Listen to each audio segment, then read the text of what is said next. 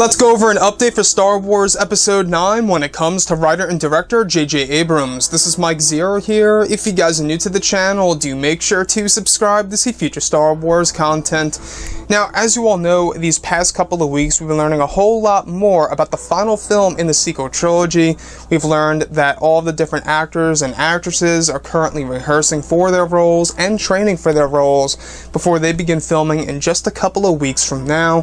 This includes Daisy Ridley, Adam Driver, John Boyega, Oscar Isaac, etc. The list goes on, as well as new actors and actresses that will be entering into this movie as new characters. Now, looking at J.J. Abrams, he's actually taken this movie with a similar approach to that of Rian Johnson while writing the script, and exactly his mindset while he will be filming the final film in the sequel trilogy in just a couple of weeks from now, and that is simply ignoring the fans' requests while writing the script and filming a movie.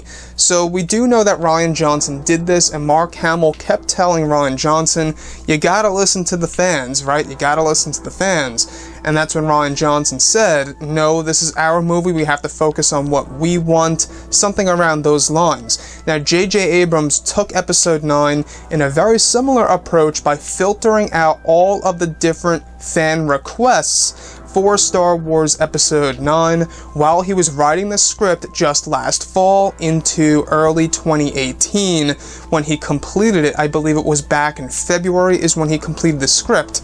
Now, while he's filming, he will also be filtering out all these different fan requests for his movie. Now, like I say, it's a very similar approach to that of Rian Johnson. Now, I do want to touch on this a little bit.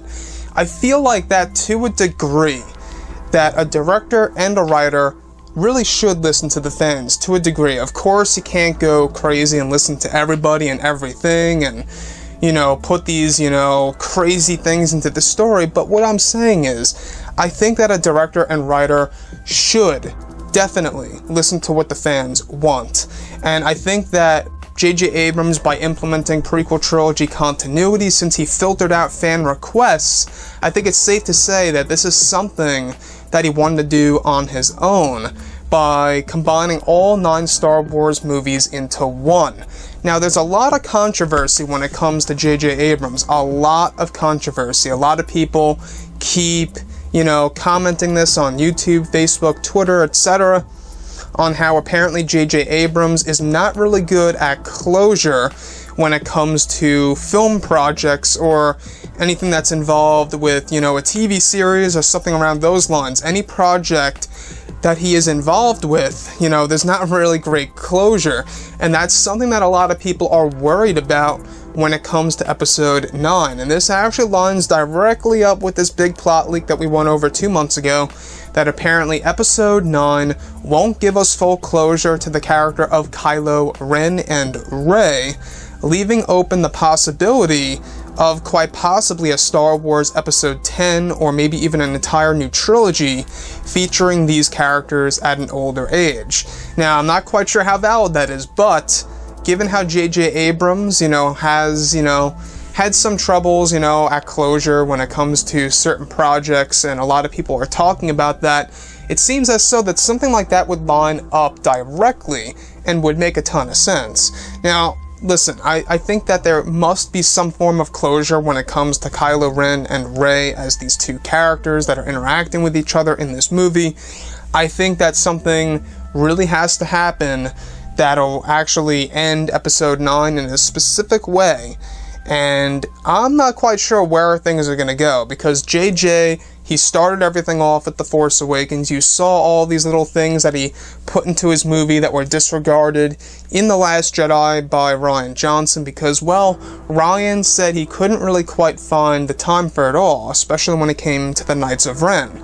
In my own point of view, I think that they could have easily added 20 more minutes into The Last Jedi, giving us more Luke Skywalker action, some Knights of Ren action, more Kylo action, all of the things that the fans would love to see more of, aside from the Casino City of Canto Bight and stuff like that.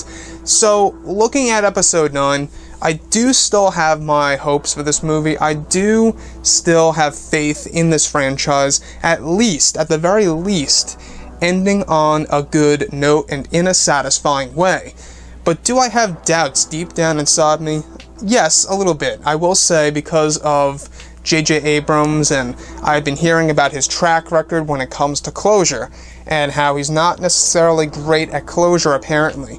So that's the one thing that I would say that I'm worried about right now. Speaking the truth here, that's the one thing that I'm really worried about, is that there won't be great closure in Episode 9, and it's quite funny because that big plot leak that we went over like 2 months ago suggested the same thing, that there won't be, closure when it comes to characters Kylo and Rey, and it seems like it's going to be leaving open the opportunity for a Star Wars Episode 10 to end all of the Star Wars trilogy format movies on an even number, or maybe even kickstart a brand new trilogy that is actually connected to the characters that we were introduced to in the sequels.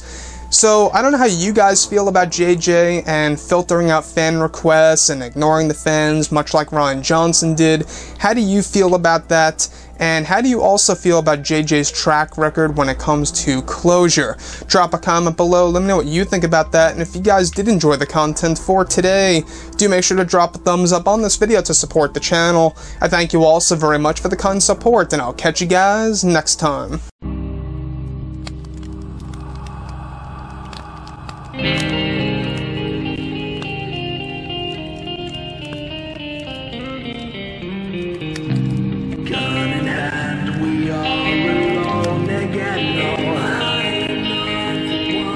From night to moon, we hear them moans again.